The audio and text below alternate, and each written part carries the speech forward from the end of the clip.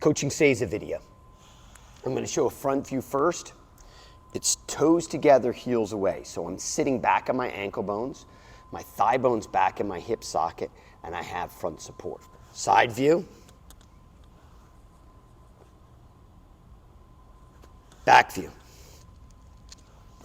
All right.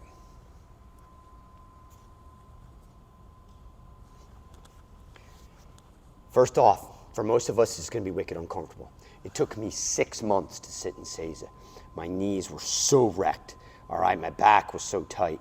So there's modifications to this position, but it's super important that we find it, especially if you've had knee replacement or you've got any type of current knee issues. So let's talk about the goals of Seiza first, and then we'll get into modification. The goals here is to reset inside ankle bone high.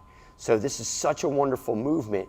This is a basic foundational movement when you're first born, babies sit in the ground on this, right? So we're getting back to this natural movement pattern that we were born with. So just sitting in Seiza resets the ankle bones. It's going to be wicked uncomfortable on your ankle bones in the beginning.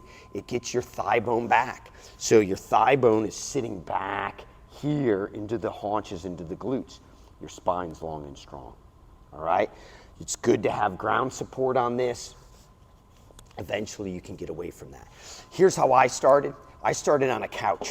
So this is a little higher than a couch, all right? But I could grab a box, a ball, a couch, a coffee table, and I put my hands on that. The second thing I did is I took a throw pillow or a yoga mat and I rolled this baby up and I put it behind my knees. So right here behind my knees, I put it right there, so that limits the range of motion. As far, like jam it right up in there behind the knees. All right, so here's a modification where I've taken away some of the range of motion and some of the weight.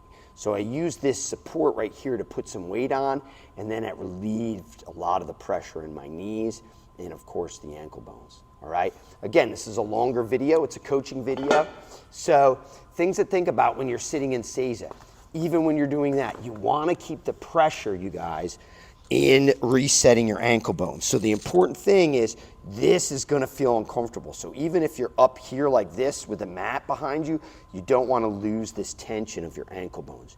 You gotta keep that pressure there, and then you wanna keep that thigh bone back and always spine long and strong.